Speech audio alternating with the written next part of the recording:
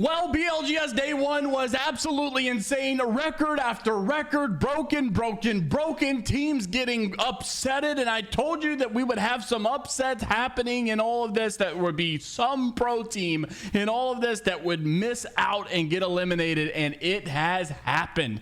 But I will say it's no Falcons or anything like that. Those guys kind of dominated today. But we do have a lot to discuss about what happened in BLGS yesterday and obviously what to look forward to today. So let's dive into it. Firstly, wanted to make mention going into some teams that missed out. Just gear up. So round 3 for North America BLGS qualifier, we had Native Gaming in 11th place. Obviously top 10 moves on to the next round of the bracket. But this was insane. You've got Cersei, Snipe Down, and Stunny, right? Some two really big names in this scene, unfortunately not making it. And what a big upset that was.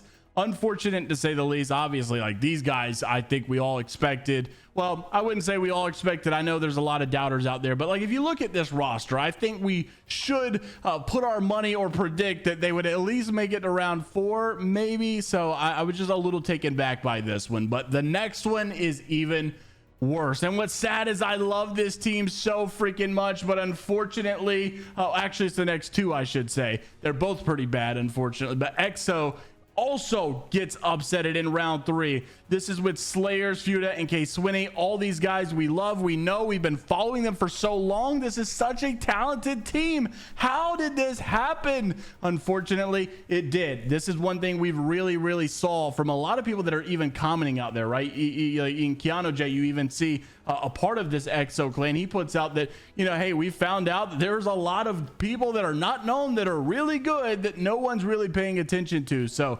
unfortunate stuff for sure for EXO clan, but at the end of the day, it happened. You move on, you learn from it, you get ready for the next one. This team is without a doubt talented. They are definitely capable of bouncing back from this. I feel like if any of these is a fluke, it's probably the EXO clan one. Well, honestly, I think something's got to be up with all of them, because I tell you, the next one is even worse. In round 2, not round 3, in round 2, NIP. I mean, what? Ninjas in Pajamas have been eliminated in round 2 yesterday. That was Nasky, Amphi, and Zane.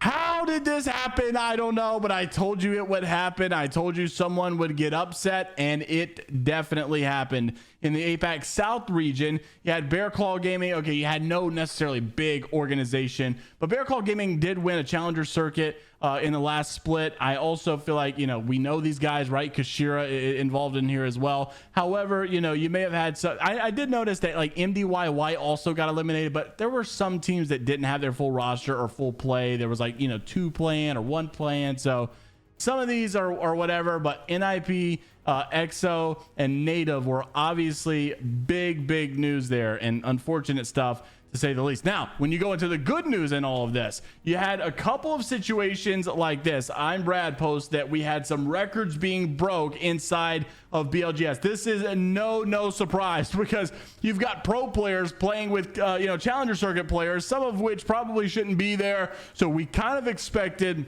I think it's like really the first, besides old ALGS, right? Back in the day before Battlefy was even a thing, I guess. Well, I guess Battlefy has been around for a while, but anyways, you see what I'm saying?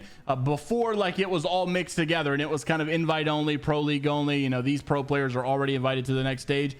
Before all of that existed, there were people just constantly playing against each other. It was this open realm. It wasn't really gate capped or you know, invite only from these orgs or whatever. It wasn't separated. That's the word I'm looking for. It wasn't separated like this. And so when you bring them all together, of course, you're going to have some of the biggest dominators in the world out there just putting up crazy numbers.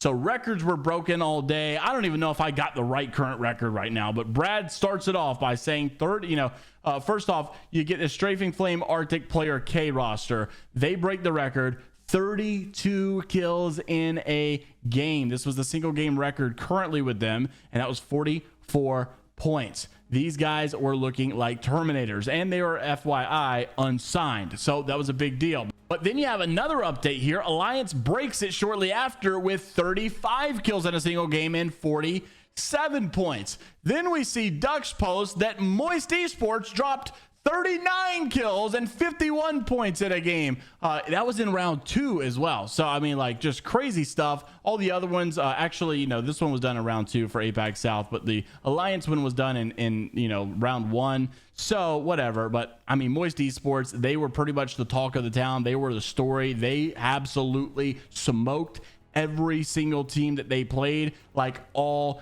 day long. They were definitely one of North America's finest. So let's take a look at some of these matches that you can look forward to today. Round 4, we've got LG in this bracket. Honestly, this is going to be, should be, fingers crossed, a breeze for LG. I don't really know how these seedings work, because when you look at this group play compared to like group 7 that you'll see in just a second, or group 8, I don't know how in the world did LG get this free of a round 4. I really don't know. You go into round 2, some other good names like Bleed Esports, Weave in this, Womp Womp. So some of these start to get a little bit more competitive. Then you go into round 3, or then you go into group 3.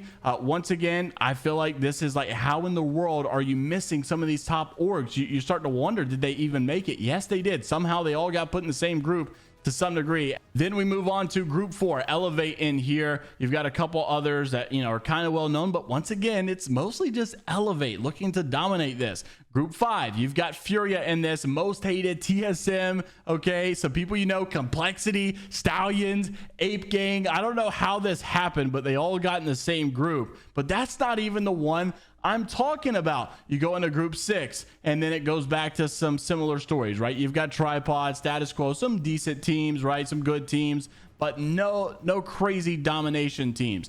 Group 7, Oblivion, yup, another group of people that, you know, we know and we understand. Thuggets, right? We get it. But Torkaholics, right? Many others, pretty decent. But then group 8. How in the world did this group have to play against each other? If you're watching BLGS today, I would advise watching group 8 today, because this one's basically going to almost be Pro League. You've got Team Falcons, you've got Virtue, Liquid Alienware, NRG, Cloud9, all in the same. I mean, this is a heavy stacked one. Okay, I guess it's kind of in Moist Esports. Like, it is so stacked in group 8. I really think that group 3, no, is it group 5? Group 5 and group 8 are extremely stacked, right? You've got Furia, Most Hated, TSM, Ape Gang, Stallions, Complexity, and then on group 8 you've got Falcons, Liquid Alienware, NRG, Cloud9.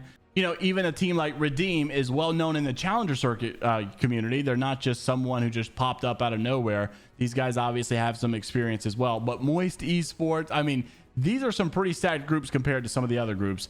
And so, you know, if there's an upset inside of group 4 or group 1, then we've got some major problems, or even group 2, because those guys should easily be making it through. But those are the games that you'll start it off with in today's matches. Of course, the top 10 in all of these groups, you have 8 now. You'll consolidate down to 4 groups. So then you'll go into group 5 or round 5 with 4 groups. All those top 10s will come together. You'll have the top 10 of those go into semifinals with 2 groups, and then we'll end it off with a finals like normal. So interested to see how all this stuff goes down. Now, another big announcement, not only is it BLGS, but it's also a new announcement, and I'm very excited about this. But I will say it's pretty sad when you kind of know the game's rank system is so bad, when Oversight Esports is now making their own rank system. Oversight Zone begins October 21st. This is a brand new announcement that they're bringing together. More details to be announced over the weekend. Tentatively approved players can be found in the link below, and application for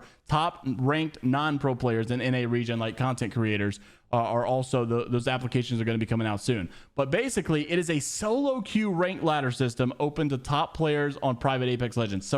So it's kind of like Realm, I guess, to some degree. And then who can participate? Well, as of right now, it's closed season 0 test with North American ALGS Pro League Split 2 / North American ALGS LCQ and top 20 BLGS teams alongside a few pre-approved NA content creators. When is this happening? October 21st to November 1st, Monday through Friday. It's going to be kind of like Deadlock, where you'll have certain times of the day where it'll be kind of scheduled. Regular day will be 12 p.m. PT to 2:30 p.m. PT, and then also 6:30 p.m. PT to 9 p.m. PT. So obviously 3 hours ahead if you're looking at Eastern time. And then BLGS Tuesday, 12 p.m. PT to 5 p.m. PT.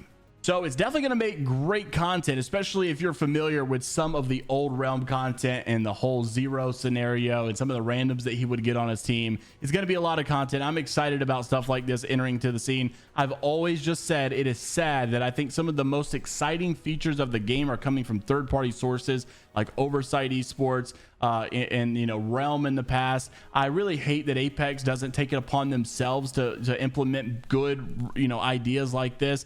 But fingers crossed one day it'll happen. Maybe so. I also would like to get off the Battlefy website and maybe have some kind of integrated system into Apex where we can see all these stats and such as well. Let me know what your thoughts are down in the comment section below. Are you surprised by any of these upsets? I mean, Native Gaming really is a gut puncher, but NIP and EXO, especially NIP, man, that one was a big bummer. Let us know your thoughts down below. Like and subscribe for more Apex Legends esports content. We'll be back at it later whenever things get crazy from today's matches. And until then, we'll see you all later.